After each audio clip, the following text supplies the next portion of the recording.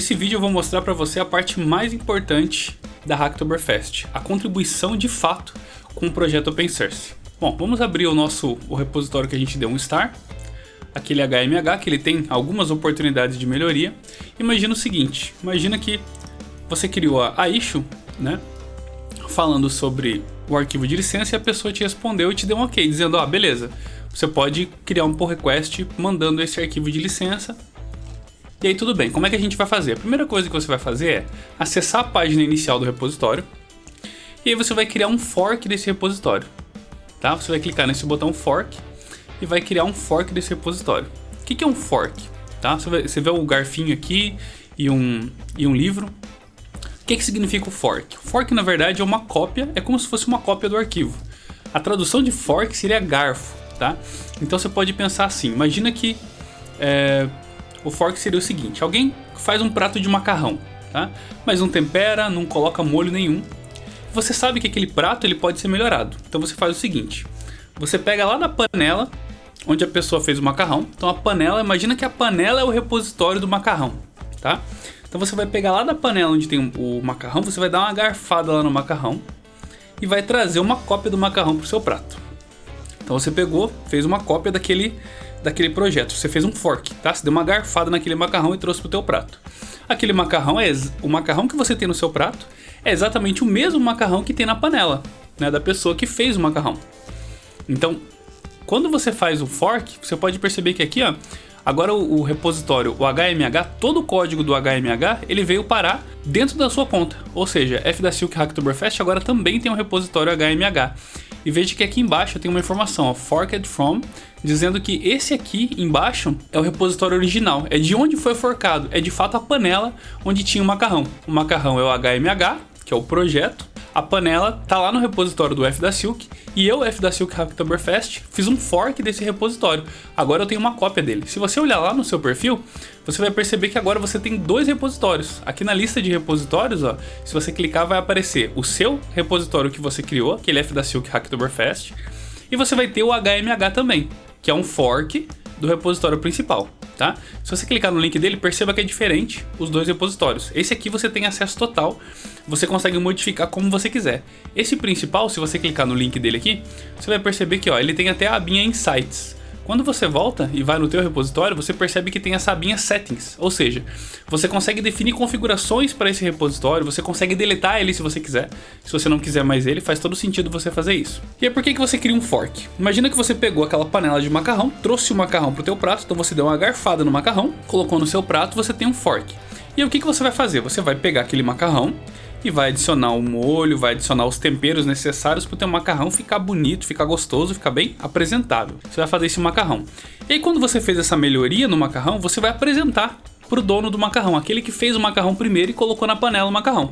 E você vai dizer para o dono do macarrão assim, o teu macarrão tá bonito, mas olha o que eu fiz. Eu peguei esse macarrão que você começou e melhorei ele. Agora ele tá mais bonito, tá mais gostoso, tá mais apresentável, né? E aí você pergunta para a pessoa se ela gostaria que o dele ficasse assim também. Então, o meu macarrão é o HMH, eu vou perguntar pro f-da-silk, se ele quer também que o macarrão dele fique do mesmo jeito que o meu. E aí se ele falar que sim, que tudo bem, que ele aceita essa sugestão de melhoria que eu estou propondo para ele, que é um macarrão com molho, um macarrão temperadinho, aí tudo bem. Aí o que vai acontecer é que essa pessoa aceitou o meu pull request, eu posso enviar essa solicitação, essa pessoa aceita que eu faça um molho também pro macarrão dele, e aí agora o macarrão principal, ou seja, a panela com o macarrão principal, que é o repositório principal, ela vai ter também um molho e vai ter um tempero. E aí você acabou de colaborar com o macarrão open source. Legal, né? Vamos ver como é que funciona isso no código. A gente viu que nesse repositório está faltando um arquivo license. Como que a gente cria um arquivo? A gente pode fazer isso pelo nosso computador, mas a forma mais fácil de fazer é direto pela interface do GitHub. Você pode perceber que aqui aparece esse bannerzinho aqui, né? Que essa branch, ela está igual à branch f-da-silk master, né? O que é essa branch? O que é uma branch? Vou explicar para você. Tem esse select aqui. Esse select, ele mostra para você a lista de ramificações que um projeto tem. Então sempre que você vai fazer uma alteração no projeto, você nunca altera na ramificação principal. Uma ramificação dentro do Git, você não precisa se preocupar tanto com essas nomenclaturas, tá? Mas a ideia de ramificação é exatamente como se fosse uma árvore. Então imagina que você tem uma ramificação principal, onde você tem o tronco da árvore, que é o projeto principal, e no tronco da árvore você tem vários galhos, né? Esses galhos são as ramificações, são para onde o projeto pode ir. Então, imagina que um galho vai dar folha, o outro galho vai dar fruto e assim por diante, entendeu? E no final das contas, o que você pode fazer é pegar essa ramificação e juntar na ramificação principal. É o que a gente chama de merge. Você une esses galhos que estavam para fora. Essa folha que foi adicionada, essa maçã, esse fruto que foi adicionado na outra ramificação, e você consegue unir isso depois na ramificação principal para que isso tudo faça parte da árvore e da ramificação principal, que hoje é chamada de master. O GitHub está alterando isso, inclusive em outubro isso vai mudar. Por padrão eles vão chamar de main, essa branch principal, tá? Apenas por questão de nomenclatura, para deixar de fazer referência a nomes como master e slave, né? A nomes com escravidão, a nomes que podem trazer palavras preconceituosas, né? Então essa branch master ela vai ser alterada para main. Então se você tem um projeto no GitHub, você vai ver que a partir de outubro, novos projetos eles já vão iniciar com a branch main ao invés da branch master. Mas isso é só um detalhe que a gente precisa saber por enquanto. O que você precisa saber é que a maioria dos projetos ainda vão ter a branch master e que os donos dos repositórios vão poder modificar conforme a necessidade. Porque essa branch master muitas vezes eles não podem, o GitHub não pode simplesmente alterar de uma vez, porque pode quebrar projetos que já estão funcionando, né? Então vai ficar como responsabilidade dos donos ou das donas de cada repositório fazer essa alteração do nome da branch principal ali para main ou para qualquer outro nome que as pessoas queiram chamar, beleza? Mas e como é que a gente faz? Se você perceber que não tem nenhum arquivo de licença, né? Como é que a gente cria um arquivo de licença? Para criar pela própria interface do GitHub, você pode vir aqui ó, nesse botão Add File. Veja que eu estou no meu repositório, tá? F da Silk Hacktoberfest, não no principal. Eu estou no meu prato de macarrão, não estou na panela original. Você vai vir aqui em Add File e vai clicar aqui em Create New File. Clicou em Create New File, ele vai pedir para você dar um nome para o arquivo. Você vai escrever aqui License, tudo com letra maiúscula, e você vai perceber que um botão vai aparecer aqui do lado, ó, Choose a License Template. Ou seja, você não precisa escrever manualmente qual a licença e blá blá blá blá blá blá, porque o GitHub já tem alguns padrões de licença que normalmente são utilizados em projetos. Então você vai clicar nesse botão, Choose a License Template, e aqui ele vai te dar algumas opções de licenças que são comuns em utilização de projetos. Normalmente projetos open source, tá? Não é um padrão geral, mas a maioria dos projetos open source que você encontrar no GitHub vão ter essa licença aqui, ó, MIT License. Então você clica nesse nome, ele vai abrir aqui a licença, ele vai ter uma listagem aqui em inglês, explicando como é que essa licença funciona, tá? Dizendo quais são as permissões, quais são as limitações e quais são as condições de uso dessa licença. Normalmente a MIT é utilizada porque é uma das licenças mais permissivas possível.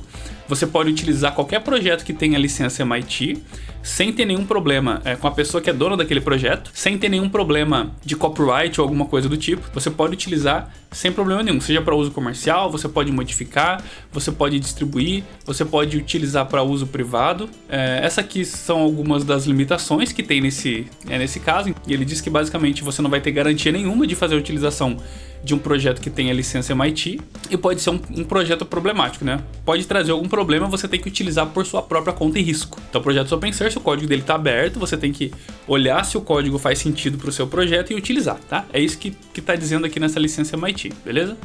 E as condições, a única condição é que você precisa ter a licença e o aviso de copyright no seu projeto, que você está utilizando um projeto com a licença MIT. Então assim, você está utilizando esse projeto MIT, que é do HMH, a partir do momento em que ele aceitar essa licença aqui MIT, todo novo projeto que utilizar essa licença vai ter que utilizar esse arquivo aqui, mantendo esse arquivo com o nome da pessoa que é responsável, etc, tá? Só para saber quem é a pessoa responsável e, digamos assim, linkar com o projeto principal, ok?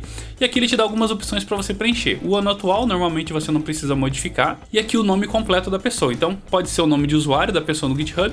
Eu prefiro colocar o nome completo, então você pode colocar o nome completo aqui. E aí você vai dar um review e submit. Deu um review e submit, olha o que vai acontecer aqui.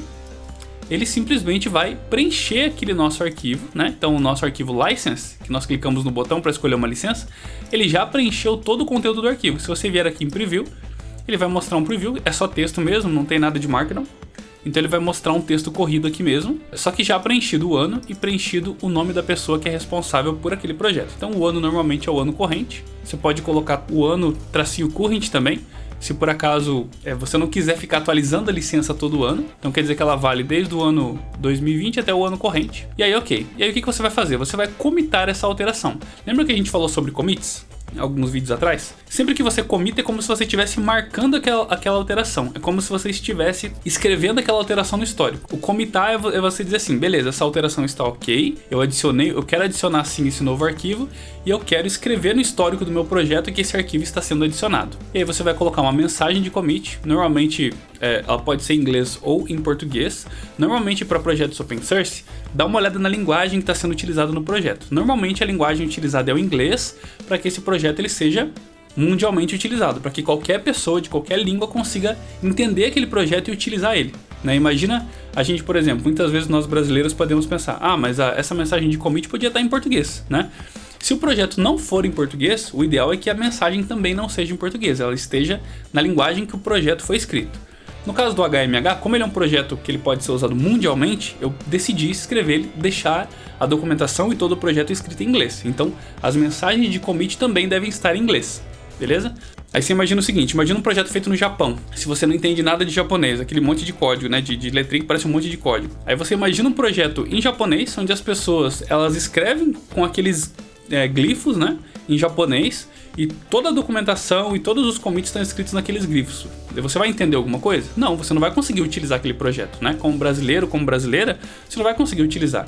Mas se a pessoa escrever em inglês, é muito mais fácil para você traduzir ou para você entender o que quer dizer aquele projeto. Então, você vai manter as mensagens sempre em inglês, sempre na língua do projeto principal. Se o projeto for um projeto brasileiro, tudo bem. O projeto é brasileiro, dá uma olhada nas mensagens de commit do projeto. Daqui a pouco eu vou mostrar como é que você olha as mensagens de commit. Se elas estiverem no padrão em português, pode escrever em português. Se elas estiverem em inglês, mantenha em inglês, ok? Só para manter o padrão. E aí aqui você vê que tem duas opções. Você pode commitar diretamente na branch master, que é a branch principal, mas normalmente o que a gente faz? A gente cria uma nova branch para fazer o commit, tá?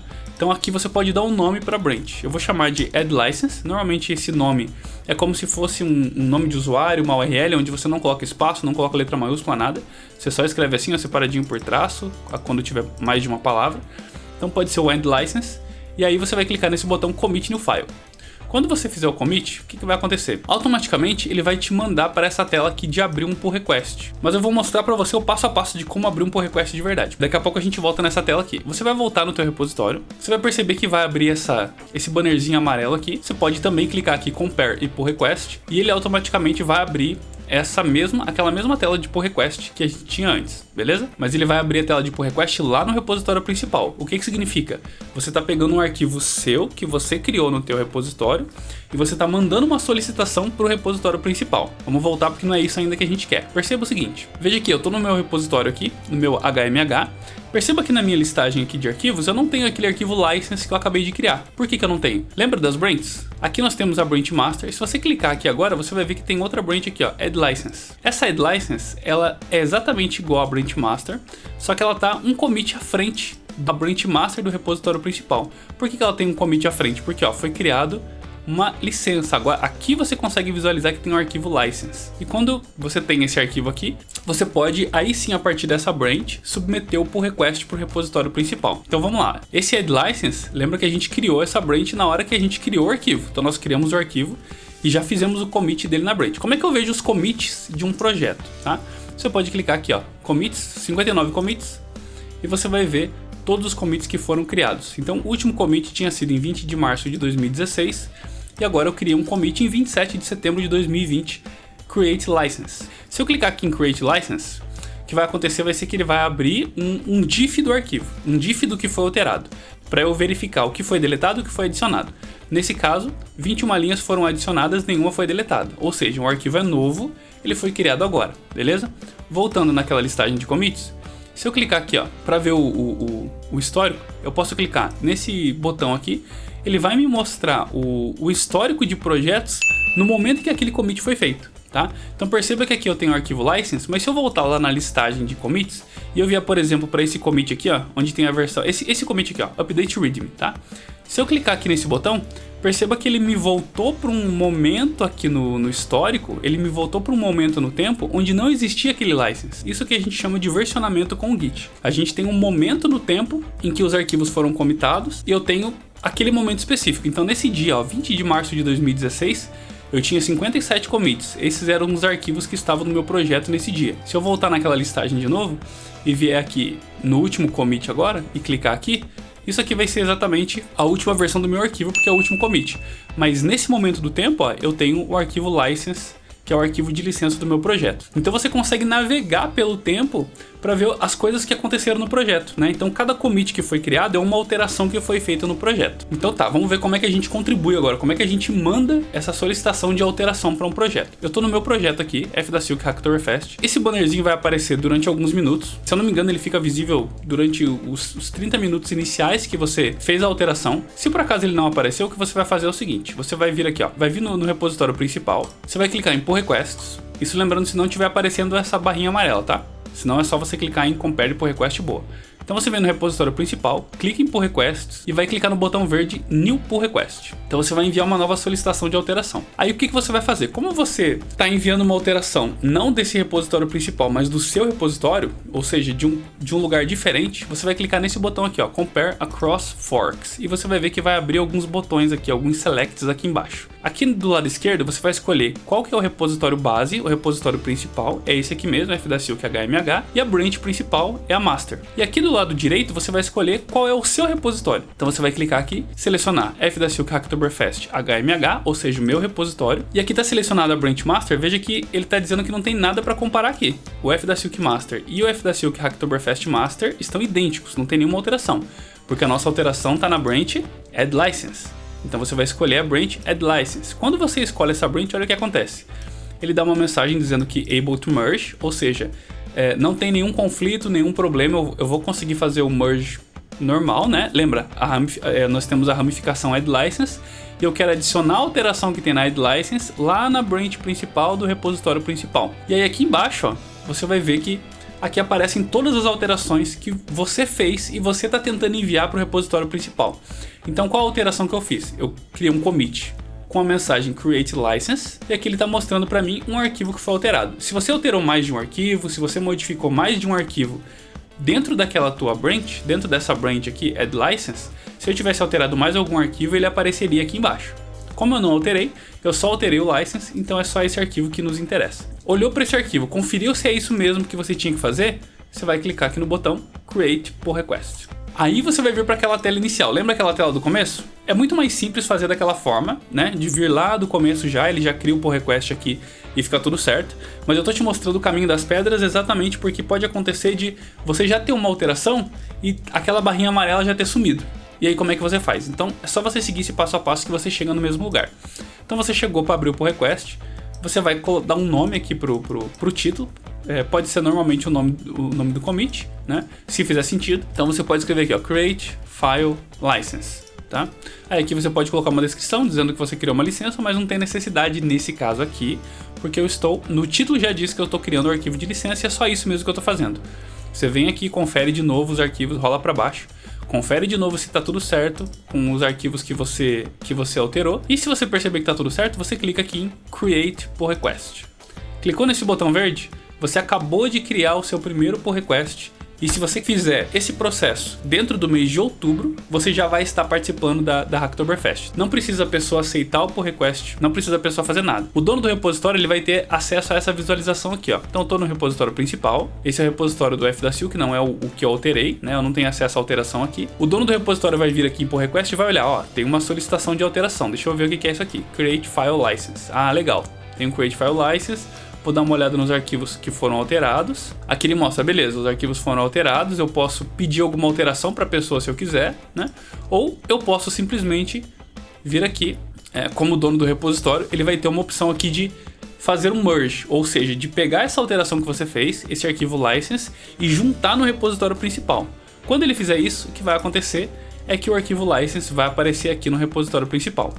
Nesse caso aqui eu não vou aceitar esse projeto porque esse cadastro do F da Silk Hacktoberfest foi um cadastro que eu fiz somente como teste, somente para mostrar para vocês aqui como é que funciona o passo a passo do zero de como criar projetos no GitHub. Então, inclusive, esse passo a passo que eu acabei de fazer aqui, você vai poder fazer se você quiser. Isso aqui, se você fizer em outubro, vai ficar válido para sua Hacktoberfest. Você pode mandar para um repositório meu ou para qualquer outro repositório um arquivo de license. Mas lembre-se antes de sempre abrir uma issue e avisar o dono do repositório para ver se faz sentido. Porque às vezes o dono do repositório já está trabalhando numa licença ou ele não quer adicionar uma licença, né? Por algum motivo, não sei. Então é sempre importante você abrir uma issue primeiro perguntando se você pode fazer esse pull request, se você pode adicionar essa licença. E quando a pessoa responder, você manda o seu pull request. Então, fez esse pull request, você já está participando da Hacktoberfest. É só isso que você precisa fazer. Você viu que é simples participar da Hacktoberfest. Não tem muito segredo, você não precisa ter conhecimentos muito técnicos. Você não precisa ter conhecimento de código. Você viu que a única coisa que eu fiz foi adicionar um arquivo de licença, que é somente texto. Não tem nada demais nesse arquivo, é somente texto mesmo. E o que você pode fazer para ajudar também é ajudar a fazer melhorias do projeto. Então, imagina aqui, ó, esse projeto HMH tem outras melhorias que você pode fazer aqui.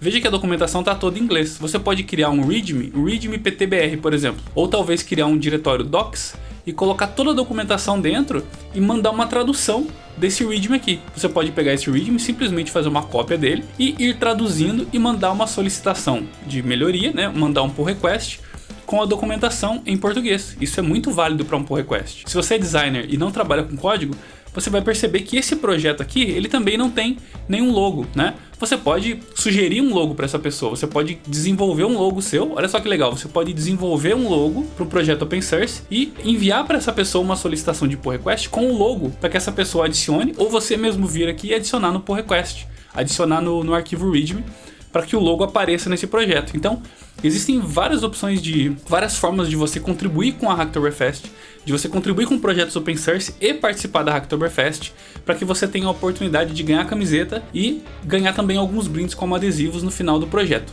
Lembrando que a Hacktoberfest ela vale desde 1º de outubro até 31 de outubro. Qualquer projeto open source que você colabore, seja com código, seja com documentação, seja com tradução, adicionando licença, adicionando coisas que estão faltando, informações que estão faltando, mandando logo para os projetos open source, tudo isso é válido. Qualquer contribuição em projeto de código aberto, que é, né, qualquer projeto que você consegue visualizar dentro do GitHub, já está válido. É uma contribuição válida, tá? Basicamente é isso. Qualquer dúvida que você tiver, você pode deixar aqui nos comentários ou você pode postar lá no grupo do Telegram, ainda melhor. Tem um grupo no Telegram sobre a Hacktoberfest, onde você pode tirar dúvidas com as pessoas, onde você pode saber quais projetos você pode colaborar. E tem um canal do Telegram também que nós criamos para que você receba notificações das coisas que estão acontecendo na Hacktoberfest. Eu vou deixar os links aqui na descrição para que você possa acessar esses canais. Bom, era isso que eu queria mostrar. Não esquece de deixar o seu like nesse vídeo se você curtiu esse conteúdo, se inscrever aqui no canal para receber notificação quando surgirem mais conteúdos aqui, beleza? Lembrando que nós temos também o site da Hacktoberfest, vou deixar o link aqui também na descrição,